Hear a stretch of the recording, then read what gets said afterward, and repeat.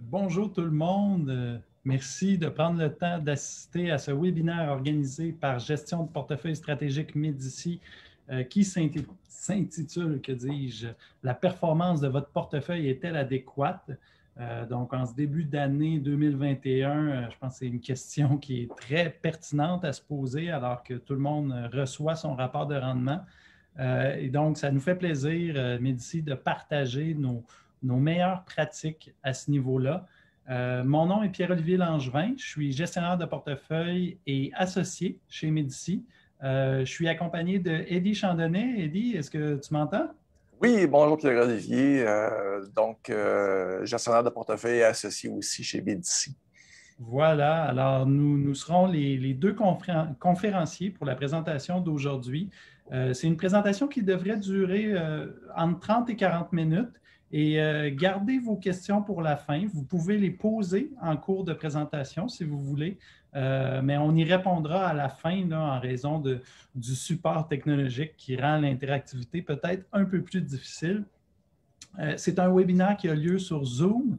Donc, évidemment, toute notre équipe met ses meilleurs efforts pour qu'il n'y ait pas de pépins au niveau technique. Ça peut toutefois arriver. Vous pouvez également nous suivre, puis il y en a déjà qui nous suivent sur Facebook en direct. Alors, sur Facebook, vous pouvez également poser vos questions dans le fil prévu en dessous de la vidéo. Ceux qui désirent consulter la rediffusion pourront le faire, que ce soit sur notre page Facebook ou bien par courriel. Si vous êtes abonné à notre infolette, vous allez recevoir toute l'information au cours des prochains jours. Alors, quelques mots très rapidement sur nous, Eddie. Donc, Eddie a une expérience à titre d'investisseur de plus de 30 ans. Il a joint Médici en 2014. Pour ma part, j'ai une expérience de plus de 15 ans en investissement et j'ai joint Médici en 2011. Alors, sans plus tarder, Eddie, peux-tu présenter la firme, qu'est-ce qu'on fait Médici avant de sauter dans le cœur du sujet? Oui, bon, Médici, c'est une firme de gestion de portefeuille. Nous gérons les avoirs d'environ 600 familles pour près de 900 millions d'actifs sous gestion.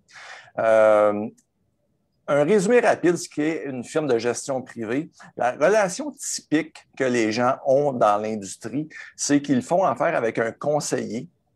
Et le conseiller gère la relation avec le client, mais le conseiller en tant que tel ne gère pas le portefeuille. Le conseiller va composer votre portefeuille de fonds communs qui sont gérés par des gestionnaires de portefeuille à l'externe, avec lesquels vous n'avez jamais d'interaction. Donc, Médici, nous sommes les gestionnaires de portefeuille et nous avons aussi le rôle de conseiller. Donc, les clients ont une relation directe avec les gens qui gèrent leurs avoirs.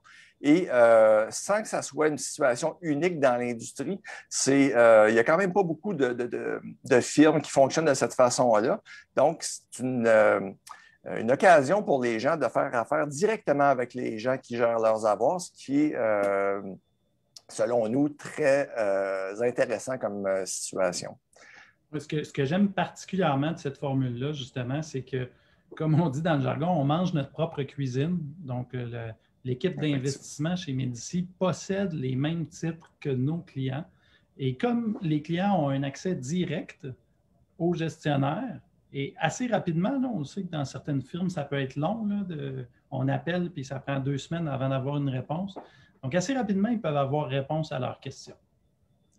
Oui, puis je peux rajouter, Pierre-Olivier, les communications qu'on a avec nos clients concernent directement les entreprises que les gens possèdent en portefeuille et comparativement à ce qu'on voit souvent dans l'industrie, alors que les communications concernent l'économie en général, puis tout ça. Donc, les gens sont vraiment plus près de leurs investissements. Merci, Eddie, pour cette brève présentation. Alors, allons maintenant au cœur du sujet, qui est les rendements. Puis, on a décidé de commencer ça avec une mise en situation qui est peut-être très familière pour vous à la maison. Bon, vous êtes dans le temps des fêtes, c'est la fin d'année, votre beau-frère vous dit « Ah, oh, j'ai fait 50 000 en bourse cette année. » Puis là, vous dites « Bon, mais moi, j'ai fait 10 ». Puis là, vous vous demandez qui a obtenu la meilleure performance. Donc, Eddie, je te revire la question. Si je te présente ça, là, comment tu peux dire qui a obtenu la meilleure performance? Bien, je sens un piège, Pierre-Olivier, parce qu'on n'a pas toutes les informations pour répondre à cette question-là. Dans un premier temps, la question que je me poserais, c'est le rendement de 10 % Est-ce que c'est avant ou après frais? Mais ensuite, il y a plusieurs questions qu'on doit se poser. Ben oui, tu vois, toi, tu penses aux frais.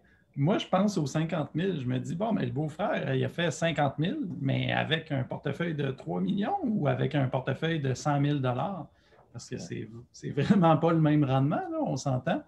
Donc, c'est un peu ça le but du webinaire aujourd'hui, c'est de vous aider à y voir plus clair, puis remplacer des fois des impressions par des faits dans l'évaluation de votre rapport de rendement. Alors, parlons-en justement, Eddie, du rapport de rendement. Tu as soulevé quelques éléments qui sont importants à considérer quand les gens le reçoivent là, pour bien l'interpréter. Alors, le premier point, c'est une période suffisamment longue. Oui, bien d'abord, plus on évalue le rendement sur des courtes périodes, plus ça peut être l'effet du hasard, d'une erreur du gestionnaire ou d'une chance du gestionnaire.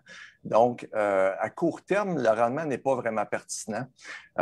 On veut avoir idéalement une période d'évaluation de 5 ans. Disons qu'à partir de 3 ans, 4 ans, ça s'améliore, là, mais idéalement, évaluer le portefeuille sur une période de 5 ans. Une période de 5 ans, ça va inclure plusieurs périodes de 3 mois, par exemple, ou de 6 mois, où est-ce que le rendement il est meilleur que les indices, il est inférieur, il y a peut-être eu des erreurs dans cette période-là. Donc, mais sur 5 ans, vous avez une bonne moyenne là, de la performance du portefeuille durant la période. Si on va au deuxième point, le rendement global ou par compte, qu'est-ce qu'on veut dire exactement par ça? Oui, bien, le rendement est, la majorité du temps, le rendement est présenté par compte. Donc, vous allez avoir le rendement de votre compte CELI, de votre compte REER et ainsi de suite. C'est le fun de savoir que vous avez eu 20 de rendement dans votre compte CELI, mais si le compte CELI représente 1/10 de l'ensemble de vos avoirs, bien, ce qui nous intéresse, c'est-à-dire qu'on est intéressé par le 90 manquant, mais ce qu'on veut au final, c'est le global, l'ensemble de vos comptes. Votre REER qui a rapporté 8 votre CELI qui a rapporté 20 la moyenne de tout ça, c'est ça qui est important et donc compte par compte. On gère des gens, finalement. On ne gère pas un compte. On gère l'ensemble de la vie de quelqu'un. Effectivement. Rendement avant frais ou après frais, ça, je pense que c'est assez démonstratif, mais je pense que tu as des précisions à donner là-dessus. Oui, mais quand vous avez votre rapport de rendement, posez-vous la question. Ça peut paraître évident quelquefois, mais on voit encore de temps à autre des rapports de rendement qui sont après, c'est-à-dire avant les frais. Puis, des fois, il faut aller voir 4 pages plus loin dans le document, dans les petites lignes, pour constater que le rendement il est avant frais.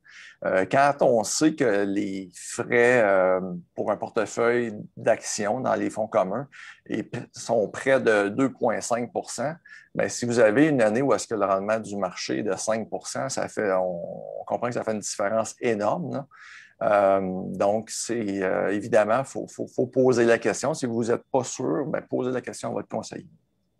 Puis au niveau de rendement personnel ou rendement des produits, celui-là, il n'est pas tant intuitif. Il faut vraiment que tu précises. Oui, bien, on voit encore des fois des conseillers qui présentent le rendement de produits qui sont à l'intérieur du portefeuille des clients. Donc, un certain fonds a obtenu un très bon rendement. Puis c'est ça qui est présenté aux clients. Mais si ce fonds-là représente 10 de votre portefeuille, ce n'est pas vraiment pertinent. Puis en même temps, peut-être vous avez rajouté de l'argent en cours d'année qui va avoir affecté le rendement obtenu. Peut-être que vous n'avez pas été investi dans ce fonds-là durant toute l'année. Donc, c'est le rendement de l'ensemble de votre portefeuille. Il ne faut surtout pas regarder le rendement produit par produit. Puis quand on parle de produits, on parle de fonds communs ou de produits structurés liés aux indices boursiers, ces choses-là. Donc, Eddie, si on récapitule là, pour bien interpréter son rapport de rendement, il faut s'assurer d'avoir ses rendements à soi-même, pas les rendements d'un produit. Oui. Il faut que ce soit au global, tous vos comptes mis ensemble. Il faut idéalement que ce soit après déduction des frais. Si ce n'est pas le cas, sachez-le que c'est avant déduction des frais. Et on n'évalue pas ça sur 3 mois. C'est au moins quelques années. Exact. Il y a un autre aspect important qu'il faut mentionner, qui est même primordial dans le rapport de rendement, c'est le barème. Et pour que les gens comprennent bien qu'est-ce qu'on veut dire par barème, parce que ce n'est pas tout le monde qui le sait, on va prendre l'exemple d'un élève d'école qui fait un examen. On a tous été à l'école, au primaire, secondaire. Donc, vous faites un examen de mathématiques, vous obtenez la note de 75 %. Là, vous vous grattez la tête, vous vous dites, bon, mais est-ce que c'est bon? Est-ce que c'est pas bon? Donc, la première question que vous posez à votre enseignant, c'est, ben, c'est quoi la moyenne de la classe? Puis on vous dit, la moyenne, c'est 90 %. Là, vous dites, ouais, 75 %, c'est pas très bon. Puis si, à l'inverse, votre enseignant vous avait dit la moyenne, c'est 60, bien, vous auriez eu toutes les raisons de dire que vous avez eu un bon résultat. Mais vous voyez, le barème, c'est la même chose en investissement. Ça vous prend une genre de boussole, un repère pour savoir si le rendement que vous avez eu, il est bon ou il n'est pas bon. Et comment connaître le barème? Finalement, il faut le demander à son conseiller parce que malheureusement, la dernière réforme au niveau des régulateurs n'oblige pas les conseillers à fournir le barème. Ils sont seulement obligés de vous expliquer ce qu'est un barème. Puis bizarrement, Eddie, dans notre pratique, ce qu'on se rend compte parfois, ce n'est pas la majorité des cas, mais parfois, c'est que le barème n'est pas là. Puis disons que c'était quand même un peu à l'avantage de la firme de ne pas l'afficher parce que les rendements étaient franchement pas très bons. Donc, n'hésitez pas à demander votre barème s'il n'est pas fourni. C'est un outil qui est essentiel à l'interprétation de vos rendements. Et Eddie, tu as plusieurs autres mises en garde que tu voulais soulever là, à ce niveau-là. Oui, bien évidemment, quand on parle de barème représentatif, si il y a la portion de votre portefeuille qui est investie en actions canadiennes, si votre portefeuille d'actions est investi entièrement en actions canadiennes, mais on va vouloir comparer le rendement de ce portefeuille-là avec le marché des actions canadiennes. La même chose si le portefeuille est investi en titres américains. Donc, le barème doit représenter la composition de votre portefeuille. Et si vous avez une portion en titre à revenu fixe, bien, c'est la même chose. On va utiliser un barème qui représente le portefeuille de revenu fixe. Dans certains cas, comme chez Médici, on va se comparer à un portefeuille qui est 50-50, c'est-à-dire 50 % en actions américaines, 50 % en titres canadiens pour la portion en actions du portefeuille. Donc, il faut trouver un barème là, qui est représentatif. Puis des fois, ça va être la combinaison de 2-3 barèmes. Ça va être un bon exemple là, de comparaison avec votre portefeuille. Ce qu'on constate aussi quelquefois, les conseillers ne feront pas cet exercice-là. Ils vont vous en fournir 6 barèmes différents. Puis là, finalement, bien, vous comparez votre portefeuille à 6 rendements différents. Vous avez des actions mondiales, canadiennes, américaines. Oui, mais vous, comme investisseur, à quoi qui devrait comparer votre portefeuille? C'est au conseiller de vous fournir le barème approprié. Puis si ce barème-là doit être composé de 2-3 indices, bien, qu'il vous la fournisse cette moyenne-là. Oui, c'est la bonne vieille technique qu'on appelle noyer le poisson. Malheureusement, on la voit de temps à autre. C'est ça. Quand tu mentionnes barème excluant les dividendes, peux-tu préciser? Oui, bien, chaque jour, on vous parle de la bourse de Toronto qui est en hausse de X nombre de points. Bon, si la fameuse bourse de Toronto était à 20 000 points en début d'année, en fin d'année, est à 22 000 points, il y a eu une appréciation de 10 % durant l'année. Cette appréciation-là ne tient pas compte des dividendes. Donc, il ne faut pas seulement regarder ce que l'indice a fait. Il faut tenir compte des dividendes que les gens vont avoir reçus. Il va y avoir des fonds indiciels qui incluent les dividendes, puis c'est peut-être des bons barèmes pour se comparer. Mais il faut. Puis quand on considère que les dividendes peuvent représenter 2 ou 3 % de rendement, bien, ça peut être très significatif. Si on récapitule, là, assurez-vous qu'on vous fournit un barème. Si ce n'est pas le cas, demandez-le. 2, votre barème doit inclure les dividendes ou les intérêts, selon le cas. Et 3, Ça vous prend un seul barème qui est représentatif de ce que vous détenez dans votre portefeuille. Exactement. Eddie, on me dit à la régie de ne pas hésiter à poser des questions. Donc, si vous avez des questions dans l'onglet Q et R, vous pouvez tout de suite les poser. On y répondra plus tard. Et sur Facebook, même chose dans la discussion. Eddie, on passe au deuxième volet de la présentation qui est la magie des intérêts composés. Et pour ça, on a préparé une petite histoire. Peut-être certains la connaissent, c'est l'échiquier de Sissa. Donc, c'est l'histoire d'un roi indien qui est franchement est ennuyé. Et il demande aux gens de son royaume de concevoir un jeu pour lui. Et il y a le sage, Sissa, qui décide de concevoir le jeu d'échecs, le fameux jeu d'échecs. Le roi adore ce jeu-là. Il joue, il n'arrête pas. Il trouve ça fabuleux. Donc, à un moment donné, après quelques jours, il dit à Sissa, écoute, c'est tellement bon ton jeu, je vais te rémunérer pour ça et c'est toi qui vas choisir ta propre récompense pour te remercier. Et donc, Sissa, qui est le sage, il lui rétorque, bon, ben, comme je peux choisir ma récompense, tu vas mettre un grain de riz sur la première case du jeu. Rappelez-vous, un jeu d'échecs, il y a 64 cases. Il dit, à chaque nouvelle case, jusqu'à faire les 64 cases, tu vas doubler le nombre de grains de riz.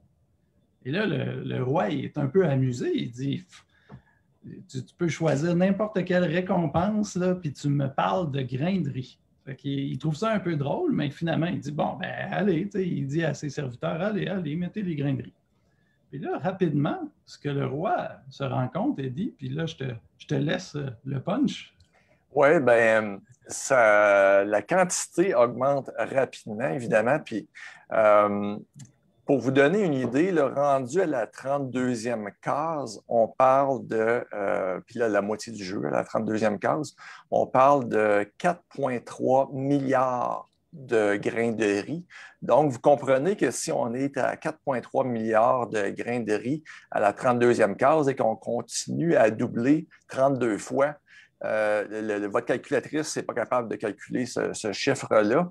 Il faudrait plus de 1500 années de production de la production annuelle de riz pour payer le sage. Donc, c'est complètement démesuré. Puis ça démontre la force du rendement composé ou dans le temps. L'histoire ne dit pas ce qui est arrivé au roi ou au sage, hein? Oui, bien là, on n'a pas la suite de l'histoire. Soit que le sage a pris possession du royaume ou que le roi a jeté le sage au lion. Ça, on ne sait pas, mais l'histoire est fascinante quand même. Oui, comme tu l'as dit, Eddie, ça montre la force des intérêts composés. Puis évidemment, bon, c'est un exemple un peu trop anecdotique. Évidemment, on ne double pas la taille du portefeuille à tous les jours ou tous les mois. Mais néanmoins, on vous donne un exemple un peu plus terre à terre ici avec un portefeuille de 500 000 et un taux de rendement annuel de 5 de 7 et de 9 Donc, Eddie, tu as fait ces projections-là sur 5 ans, 15 ans, 25 ans. Il y a certaines observations que tu aimerais partager au public. Oui, bien déjà, si on regarde pour une période de 5 ans, on constate que l'écart est quand même significatif. Là, vous avez plus de 60 000 entre 5 et 7 et 70 000 entre 7 et 9 Donc, on voit là un relativement, on peut dire, faible pourcentage ou un 2 qui peut paraître faible en apparence, a son importance sur une période de 5 ans. Mais surtout, si on regarde sur 15 ans et 25 ans, là, on voit que cette différence-là, elle s'agrandit dans le temps, puis ça va faire une différence énorme après 25 ans, alors qu'il y a 1 million de différence sur le rendement entre 5 et 7 puis 1,6 million de différence de rendement entre 7 et 9 après une période de 25 ans. Bon, ça démontre, cet exemple-là, encore une fois, la magie des intérêts composés, mais ça démontre aussi l'importance que vous devez avoir à essayer de générer des rendements supérieurs si c'est possible de le faire.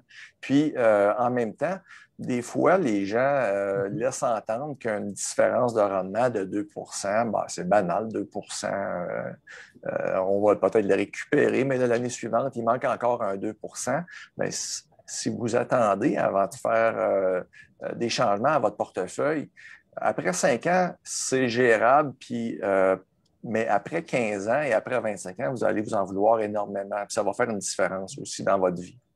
D'où l'importance d'avoir le barème pour aller chercher cette différence-là que les gens voient à l'écran. Bien, en prendre conscience et après ça, peut-être agir là, si c'est requis. Puis là, les gens vont se dire, bon, ben c'est bien beau, ça, c'est de la théorie financière, là, des calculs avec une belle calculatrice. Mais bon, nous, on le fait chez Médici depuis 12 ans, au meilleur de nos efforts. Il y a plusieurs bonnes firmes de gestion privée au Québec qui le font également. Et donc, on vous montre l'exemple. Cet exemple-là, c'est des vrais portefeuilles de clients. C'est la moyenne de nos clients investis à 100 en actions depuis la fondation de la firme. Donc, vous le voyez, la ligne orange, c'est 500 000 depuis 12 ans et maintenant un montant supérieur à 3 millions. La ligne bleue foncée, qui est le barème, qui est un mélange, une moyenne du marché canadien, la bourse canadienne, et de la bourse américaine ramenée en dollars canadiens, évidemment. Et la troisième ligne, Eddie, je pense que c'est une ligne sur laquelle tu veux donner quelques explications. Oui, effectivement. Un portefeuille hypothétique qui aurait sous-performé de 3 par année le barème. Donc, vas-y, je te cède la parole. Oui. Bien, comme tu le sais, Pierre-Olivier, au fil des ans, on a fait plus d'une centaine d'évaluations de portefeuilles de gens qui considéraient venir joindre Médici. Puis là, on regarde le portefeuille, comment il est géré, la performance, le rendement, comment ce rendement-là se compare aux indices.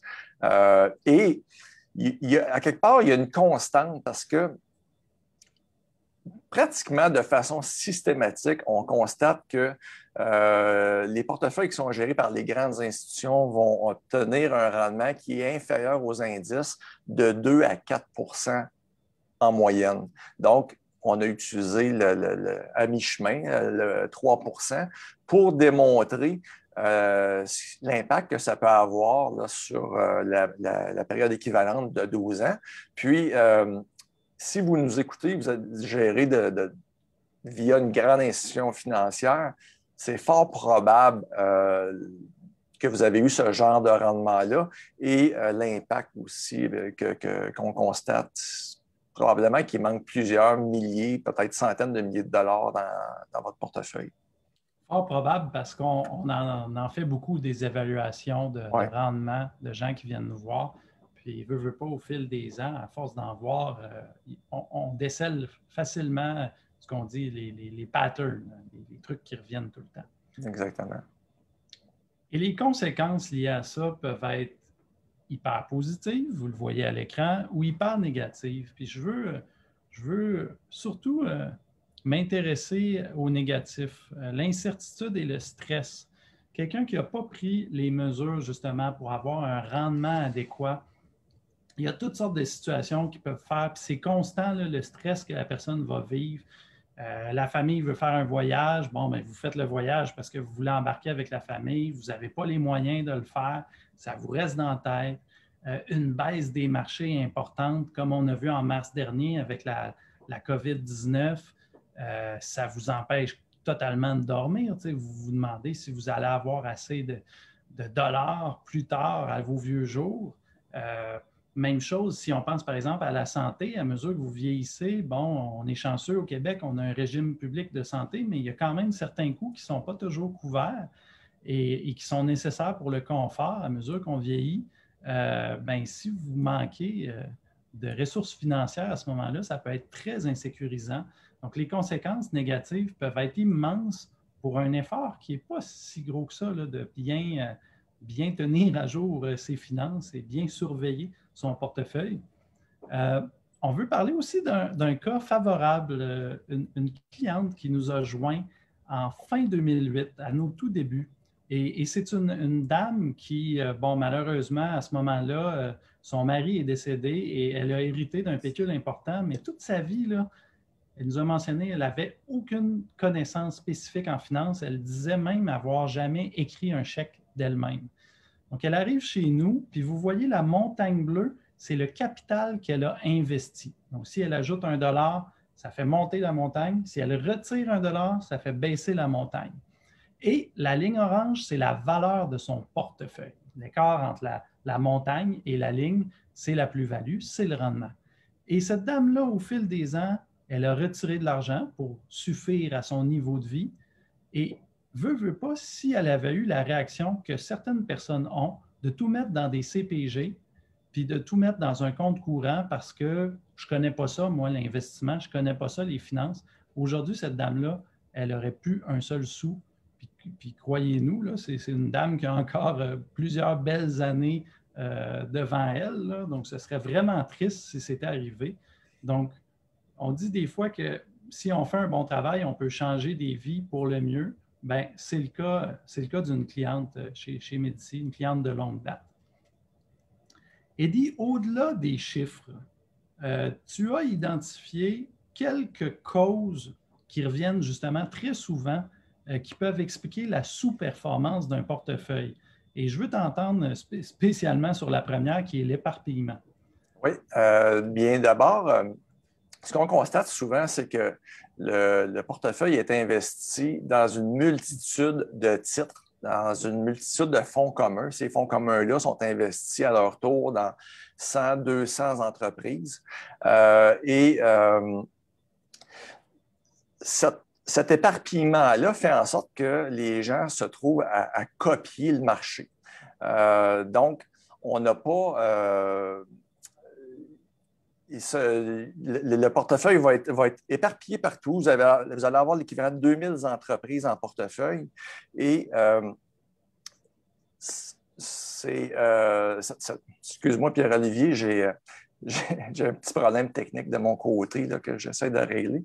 Mais le portefeuille va être éparpillé. Puis, le rendement que les gens vont obtenir, finalement, c'est le rendement du marché, moins les frais. Donc, de façon systématique, on va obtenir un rendement inférieur aux indices. Ensuite de ça, le mode de rémunération, les frais qui sont facturés, il va y avoir des frais à l'entrée, des frais à la sortie. Puis, on va... je te laisserai continuer, Pierre-Olivier, je reviens, ça ne sera pas tellement long.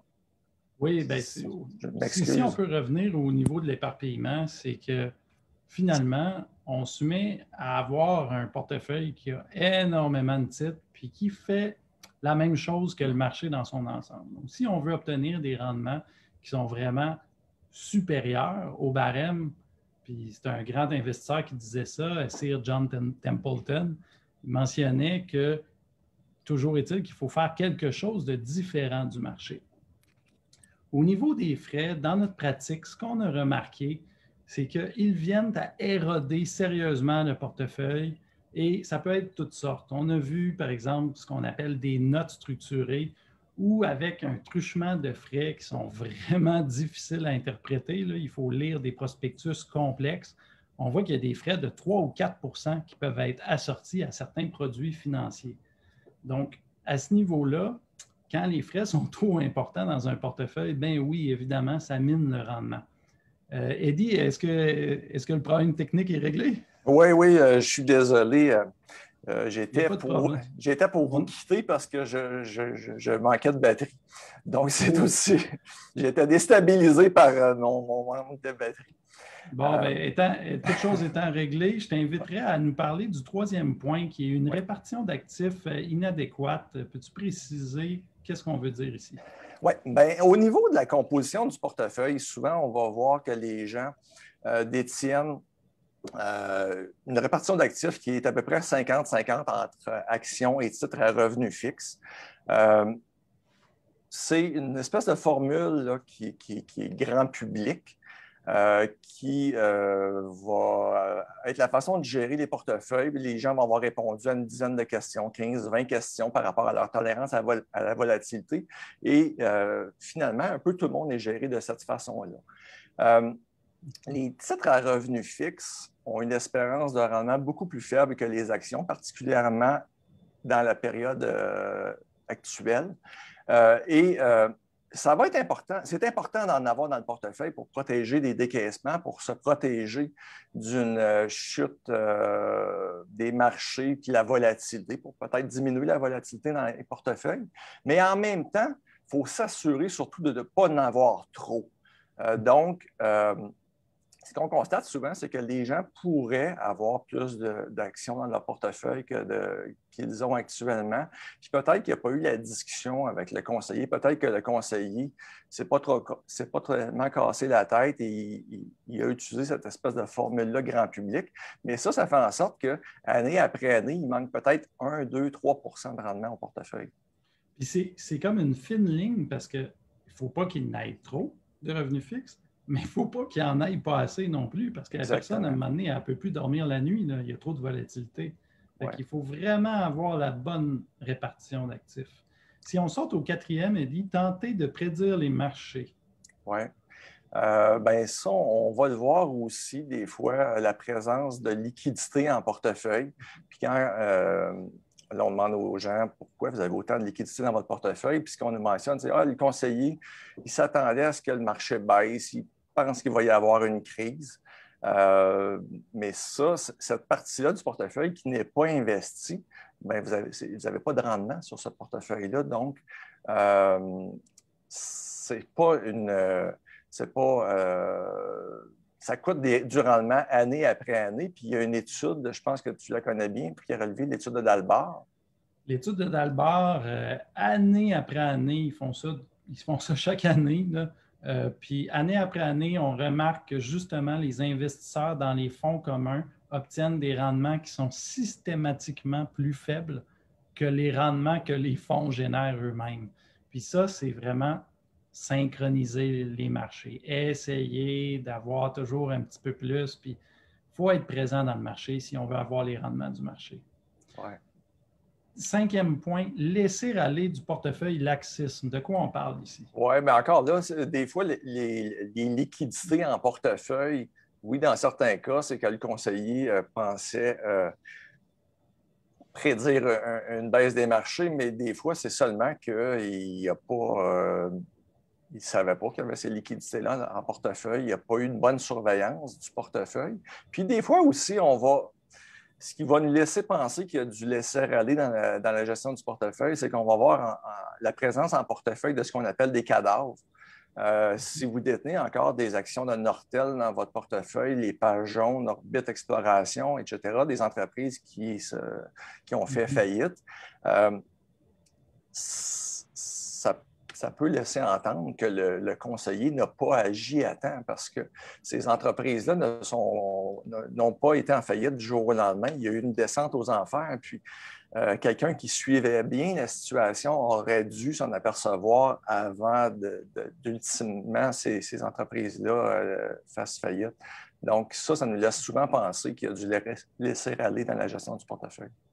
Donc, même si vous n'avez pas sous la main encore votre rapport de rendement pour, par exemple, la dernière année, ce sont des indices qui peuvent vous montrer que il y a peut-être quelque chose qui cloche là. Donc, soyez à l'affût de ces indices-là. Eddie, on arrive déjà à notre conclusion. Il y a eu 3 parties dans notre webinaire. La première, c'est qu'on vous a montré que si vous n'avez pas d'outils, si vous ne connaissez pas la moyenne, c'est bien difficile de savoir si votre rendement est bon. Vous pourriez avoir fait 15 % l'an passé, mais si la moyenne c'était 30 %, bien, c'est peut-être pas si bon que ça finalement. Donc, il faut bien s'outiller de 1. De 2, si vous obtenez un écart qui est ne serait-ce que de 1 % supérieur ou inférieur à ce que vous devriez avoir, ça peut faire une énorme différence sur, par exemple, 25 ans dans votre vie. On l'a vu, là, on peut parler de millions de dollars, de centaines de milliers, voire de millions. Donc, il faut prendre les mesures pour créer ces correctifs-là aussitôt que possible. Et au-delà des rendements, il y a certaines choses qui peuvent nous indiquer une sous-performance. Donc, au final, on gagne à appliquer rapidement des correctifs lorsque c'est nécessaire. Et par rapidement, on ne parle pas de 3 mois. Évidemment, on ne passe pas un conseiller au bat pour 3 mois. La chance peut être un gros facteur à ce moment-là. Mais si après 5 ans, il n'y a pas disons, une feuille de route où il n'y a pas eu de succès, il y a certainement des très bonnes questions et une bonne discussion à avoir avec son conseiller. Parce que sinon, là, si vous attendez 10, 15, 20 ans, le portefeuille ne sera pas récupérable et les dommages vont être permanents. Eddie, je m'en voudrais qu'on ne parle pas de l'outil qu'on a créé il y a 1 an, Comparandement. Peux-tu présenter aux auditeurs qu'est-ce que c'est? Oui, bien, vous avez vu dans les exemples la différence qu'un faible pourcentage de différence au niveau des rendements peut faire à long terme sur votre portefeuille. Donc, on a créé Comparandement pour que vous puissiez faire cet exercice-là vous-même à la maison. Donc, en ayant en main votre dernier rapport de position pour déterminer le pourcentage de votre portefeuille investi en actions ou en titres à revenu fixe, et en ayant votre rapport de rendement, vous allez être à même de remplir les différentes questions qu'on vous pose dans l'outil. Et ultimement, vous allez avoir comme résultat comment votre portefeuille se compare à ce que les indices ont fait dans la même période d'évaluation et la valeur monétaire de ce que cet écart-là représente. Puis on met aussi une projection dans le temps. Si cet écart-là continue dans le temps, mais est-ce que ça va générer comme écart dans 5 ans ou dans 10 ans? Donc, c'est un outil qui est très intéressant, je crois, puis qui peut amener beaucoup aux gens qui se donnent la peine de le faire. On l'a conçu pour qu'il soit clé en main. Donc, si vous n'avez pas nécessairement tout, mais vous avez à la limite le rapport de rendement, ça peut être très efficace. Donc, gpsmedici.ca/outils, vous allez trouver ça à cet endroit. Donc, chers auditeurs, on est déjà rendu à la période de questions. En fait, c'est très simple. Si vous voulez poser une question, là, vous avez la rubrique sur votre furteur, sur Zoom, la rubrique Q et R, où vous pouvez taper votre question. Si vous nous écoutez en direct sur Facebook, encore une fois, vous pouvez la taper dans le fil de discussion. On a des gens qui les lisent pour nous. On est chanceux comme ça chez Medici. Une belle équipe. Donc, allons voir les questions rapidement. On a Benoît Cochet qui nous demande « Bonjour, quel est le montant minimum à investir pour ouvrir un compte avec Medici? Le rendement est-il communiqué mensuellement avec le barème? » Oui, bien, chez Medici, on va demander un montant minimum de 500 000 pour accepter de nouveaux clients. On va accepter aussi des gens qui n'ont pas encore ce minimum-là, si c'est raisonnable de croire qu'on va atteindre ce seuil-là dans un avenir raisonnable. Ça peut être un jeune professionnel en accumulation ou des gens dans l'attente de la vente d'un immeuble, par exemple. Donc, si vous n'avez pas le minimum de 500 000, bien, communiquez avec nous, on va pouvoir en discuter avec vous. Il nous demande aussi, oui, le rendement est-il communiqué mensuellement avec le barème? La réponse est oui. Les gens chez Medici ont accès à un barème, un rapport de rendement qui est mis à jour mensuellement et qui compare le rendement avec un barème. Bon, évidemment, on vous demande de nous évaluer sur un horizon de quelques années, mais oui, vous pouvez constater là, chaque mois la différence entre votre rendement et le rendement du marché. Oui, et on a un petit suivi. Votre portefeuille est-il composé de 50 d'actions canadiennes et 50 d'actions américaines? Oui, bien, effectivement. On se compare à un indice qui est composé à 50 d'actions canadiennes, 50 d'actions américaines, et c'est la moyenne au fil des ans qu'on a eu dans nos portefeuilles d'actions. Ça peut varier à 45 à 55 par moment, mais grosso modo, c'est à peu près la moyenne, là. Donc, oui. On nous demande, je vais peut-être demander à la régie si on a des questions sur Facebook. Oui, on a quelques questions qui nous ont été envoyées par Facebook. On a une première question de Robert qui nous demande où est-ce qu'on vise les meilleurs rendements, donc dans les comptes CELI ou dans les comptes REER? Ah, c'est une question intéressante. Il n'y a pas seulement les CELI et les REER, ceci dit, là, il y a des comptes comptants, il peut y avoir les régimes enregistrés d'épargne-études. Mais en général, puis Eddie, tu me compléteras si tu as d'autres points, là, mais en général, quand on a une très bonne idée d'investissement chez Médici, où on pense qu'on a une entreprise, par exemple, qui est fortement sous-évaluée puis qui a un potentiel de rendement très intéressant, on va essayer de prioriser, de mettre le titre dans des comptes où il n'y a pas d'impôt, où l'impôt est différé. Donc, Monsieur l'a mentionné, là, le CELI, c'est un compte très intéressant pour faire des rendements importants parce qu'au moment de la retraite, justement, on ne se fait pas taxer d'un impôt important si les rendements ont été bons. Ça peut aller contre, disons, la théorie là, fiscale, mais au net, on a fait des calculs puis on est très, très, très à l'aise avec cette façon de fonctionner-là. J'ai une prochaine question de Sophie. Le barème de Médici inclut les dividendes, je présume? Eddie? Je peux élaborer, mais la réponse est oui. Oui, ça inclut les dividendes, évidemment. Là. Les principes de base de Médici sont centrés sur des communications claires avec les clients, l'absence de frais cachés, l'absence d'intermédiaires. Donc, nous, si on était client de Médici, c'est ça qu'on voudrait avoir. C'est ça qu'on voudrait avoir pour savoir si notre conseiller a une performance adéquate. Donc, c'est dans la culture de l'équipe d'avoir ces pratiques-là. Puis ce qu'on vous a partagé dans la conférence aujourd'hui, c'est ça justement.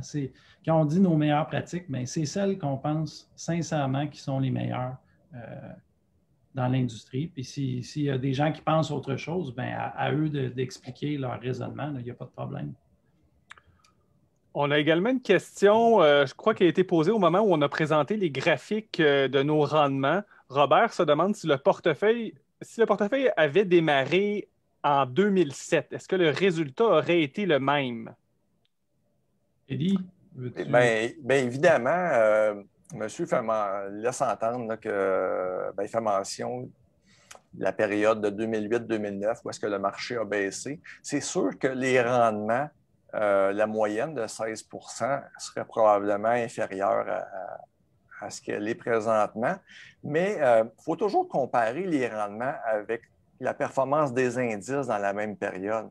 Notre travail chez nous, chez Médici, c'est de faire mieux que les indices. Puis si, dans une période de 10 ans, le rendement du marché est de 7 mais notre travail, c'est d'essayer de générer des rendements de 9 et 10 pour nos clients. Donc, oui, je suis convaincu que le rendement de 16,5 qui est la moyenne de Médici, serait probablement inférieure si elle incluait une période de 2007-2008. Cela dit, c'est très hypothétique parce que Médici n'existait pas à ce moment-là, mais la moyenne du marché est inférieure aussi là, dans la même période. On reçoit beaucoup de questions sur Zoom. Je pense que je vais en prendre une. Bon, il est midi 44. On va continuer à peu près 6 minutes jusqu'à 50, mais notez, si on n'a pas le temps de répondre à votre question, on a la capacité de les garder et ça va nous faire plaisir de vous contacter pour répondre à votre question de façon individuelle. Donc, on a Sébastien Drapeau qui nous demande « Que pensez-vous des gourous de l'analyse technique qui promettent des rendements faramineux avec l'appui de leur fameux logiciel? » Je peux jeter un pavé dans la mare. Moi, ce que je trouve personnellement, bon, peut-être qu'il y a des gourous qui réussissent à avoir des bons rendements, mais moi, je trouve toujours que si ces gens-là se consacrent à vendre leur logiciel de façon souvent, là, qui est une façon très agressive, là, un marketing qui est très direct, c'est peut-être que c'est mieux de vendre le logiciel que de l'utiliser. Mais ceci dit, nous, on n'en connaît pas d'investisseurs qui ont eu du succès avec l'analyse technique. Quand on parle de succès, on ne parle pas d'avoir un succès sur 2 mois, on parle d'avoir un succès sur 20, 30, 40 ans. Vous regardez les meilleurs investisseurs, par exemple Warren Buffett, c'est par l'analyse fondamentale qu'il l'a fait. Maintenant, nous, c'est une méthode qui fonctionne chez Médici, qui est éprouvée. S'il y a d'autres personnes qui pensent avoir une meilleure méthode, libre à eux de l'utiliser. Je vois quelques questions, Pierre-Olivier, en ce qui concerne les frais. Oui. Pour un portefeuille de 500 000 à 2 millions, les frais vont être de 1,2 Les frais, ça c'est le total des frais de Médicis et du fiduciaire, qui est la Banque nationale. Donc, je pense que je réponds à une autre question en même temps. Là, C'est très bon, Eddie, pour répondre à plusieurs questions. Elle est apparue en même temps. Donc, effectivement, les frais de 1,2 % ça inclut la Banque nationale, les frais de Médicis, les frais de la Banque nationale, qui est le fiduciaire des actifs. C'est quelque chose qu'on n'a peut-être pas mentionné dans la présentation, mais la Banque nationale Réseau indépendant, qui est une division de la Banque nationale, et le fiduciaire détient les actifs et s'assure que les gens ne se feront pas voler leur argent. Donc, Médicis est une firme indépendante, mais il y a un fiduciaire qui s'assure que l'argent est en sécurité. On a les mêmes dispositifs de sécurité que ceux des grandes banques grâce à ce fonctionnement-là. Exactement. C'est quand même important de le mentionner. Alors, on a Richard Langevin qui nous demande, dans le contexte actuel, quels sont les secteurs d'avenir? Je te laisserai répondre à celle-là, puis Olivier. Bien, écoutez, nous, chez Médicis, il n'y a pas, je veux dire, il y a des secteurs qu'on tend à éviter, mais on ne va pas investir nécessairement dans un secteur parce qu'il est porteur d'avenir. Des fois, des secteurs d'avenir, c'est des secteurs qui sont très hot, là. Par exemple, le pot, les bitcoins. Puis des fois, c'est des secteurs qu'il vaut mieux éviter parce que les évaluations sont très, très, très élevées. Les secteurs qu'on tend à éviter, c'est les secteurs où il y a une prévisibilité qui est difficile à obtenir. Pensez au secteur minier. Vous êtes un dirigeant d'entreprise puis vous ne contrôlez pas votre prix de vente. Très difficile de faire de l'argent, très difficile pour un investisseur comme nous, chez Médicis, de prévoir quels vont être les profits. Donc, on n'est pas fin, là, on ne répond pas directement à la question, mais pour nous, la question des secteurs d'avenir n'est pas critique dans notre méthode. Sur Facebook, si je peux me permettre, on a une question de Serge qui se demande, considérant les taux d'intérêt quasi nuls et l'évaluation élevée des marchés, est-ce que vous suggérez d'être investi à 100 %? Doit-on conserver des liquidités? Eddie, veux-tu la prendre? Ben, chaque semaine, on fait le tour des entreprises qu'on suit. On regarde leur évaluation. On regarde quel est le prix que nous, on accorde, quelle est la valeur qu'on pense que ces entreprises-là valent et c'est quoi le prix que l'action se transige. Et si l'espérance de rendement est trop faible, on ne veut pas détenir et on vendra éventuellement les actions en portefeuille. Mais si on décide de conserver ou peut-être d'acheter un nouveau titre, c'est parce qu'on pense qu'au prix actuel, le rendement à long terme va être intéressant. Donc, actuellement, oui, nos portefeuilles d'actions sont très bien investis. Il y a peut-être une certaine portion en liquidité actuellement, mais qui est relativement faible.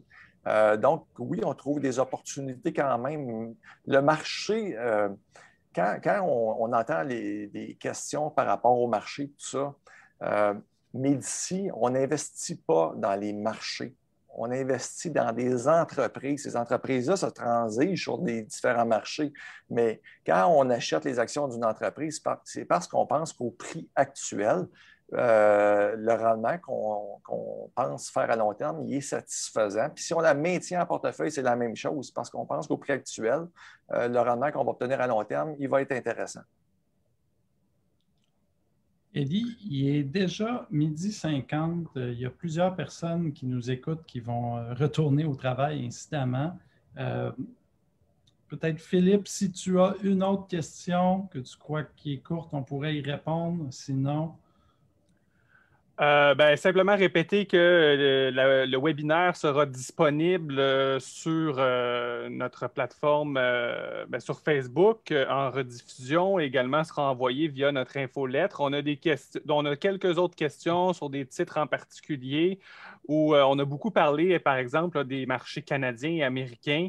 Qu'en est-il des autres marchés internationaux? Est-ce que c'est quelque chose qui nous intéresse? Rapidement, Eddie, est-ce que tu aimerais y répondre?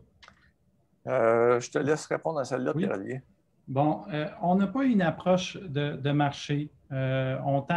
Évidemment, on vit en Amérique du Nord, donc on tend à regarder les entreprises qu'on peut connaître ou on peut les visiter facilement, mais ça n'empêche pas que parfois on peut trouver une entreprise qui est localisée, par exemple, dans les pays scandinaves, en Australie, souvent les pays, disons, plus anglo-saxons du Commonwealth qui ont vraiment une culture, disons, plus capitaliste. C'est le genre de pays où on pourrait regarder certains investissements, mais c'est jamais par pays. T'sais. On ne va pas dire ah, tel pays est intéressant, on va y investir, puis on va acheter 10 entreprises prises au hasard, là, je caricature. Là. C'est vraiment entreprise par entreprise. On évalue les entrepreneurs, on évalue les modèles d'affaires, on regarde le rendement sur le capital de ces sociétés-là, puis on prend une décision éventuellement. Ouais. Donc, je rajouterais, Pierre-Olivier, puis je voyais quelques questions, mais évidemment, les rendements que vous avez vus sur le tableau, la courbe, le rendement de Médicis, ce qu'on vous a présenté, c'est le rendement après frais. Donc, c'est une déduction des frais de Médicis. Et oui, c'est ça exactement. Donc, quand vous regardez s'il y a une plus-value de la part du gestionnaire, bien évidemment, le 5 % qu'on a généré au-dessus des indices, c'est après frais. Donc, c'est vraiment la plus-value qu'on a obtenue. Puis, certains parlent de... Je vois une question là, que monsieur mentionne, les frais qui vont gruger le rendement, mais les frais de l'industrie sont à peu près le double de ce qu'on facture chez Médicis. Puis, vous voyez la plus-value que ça apporte à long terme. Donc, je pense que on a une très bonne proposition à offrir à nos clients. Très bien. Merci beaucoup, Eddie. Merci à toute l'équipe. Puis merci à vous, chers auditeurs, d'avoir assisté à ce webinaire. On sait que ce n'est pas toujours évident en pandémie. On aurait aimé bien faire ça en présentiel, vous voir, vous serrer la main. Ce sera pour une prochaine fois. D'ici là, on vous dit à bientôt. Et ceux qui ont posé des questions, qu'on n'a pas eu le temps de répondre, n'oubliez pas, on peut vous recontacter là, au cours des prochains jours pour prendre le temps d'y répondre. Alors, merci beaucoup et à bientôt. Merci.